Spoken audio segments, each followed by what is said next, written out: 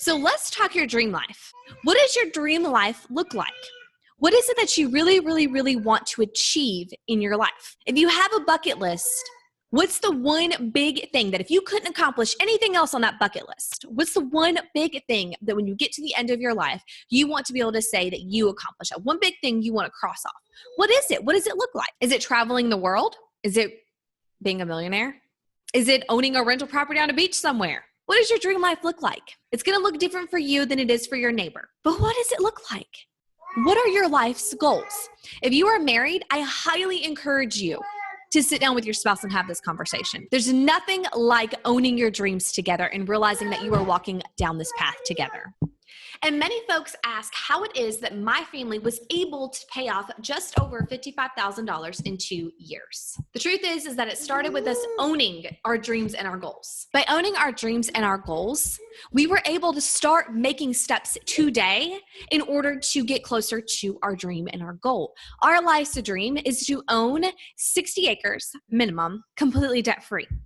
We want to own property that's completely debt-free because that's where we want to retire one day. We are nowhere near achieving this dream, I should say. We're nowhere near it. But we knew 4 years ago at the beginning of 2013 when we decided to become debt-free, we knew it was never going to be a reality for us if we didn't start taking steps today to become debt-free.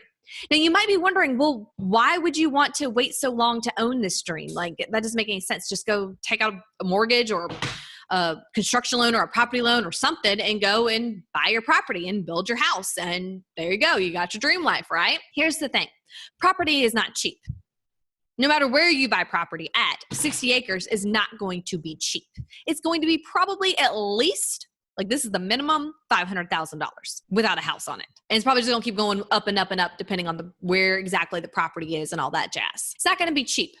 And so the question we had to ask ourselves is, do we want to go and buy our dream, go buy our dream or go finance our dream? Do we want to go finance our dream with someone else's money and then have to stress about paying back that money? Our dream life was going to cause us immense stress, chaos, and just all around just not good things for us if we used someone else's money to buy it. We don't want to stress about being able to afford our dream life after we've already technically bought our dream life. And the only way to do that is if we are the ones financing our dream. If we are saving up the cash and buying it in cash. That's the only way it's not going to stress us out. And so you have to ask yourself, is your dream life worth stressing you out over while you're living your dream life? Debt is going to steal your joy from your dream life. It's going to steal it from you. Because as soon as you achieve that dream life and it's all hallelujah, right? As soon as it's all that and it's all wonderful, you're going to come crashing down to reality and realize, oh my goodness, now I've got to pay back this money. How are we going to afford this? What were we thinking? And it steals the joy out of your dream, out of this dream. It's going to steal the joy right out of it. And we didn't want that. So that's why we had to start making steps in order to achieve that dream life by becoming debt-free before we could even consider saving up enough money to pay for our dream.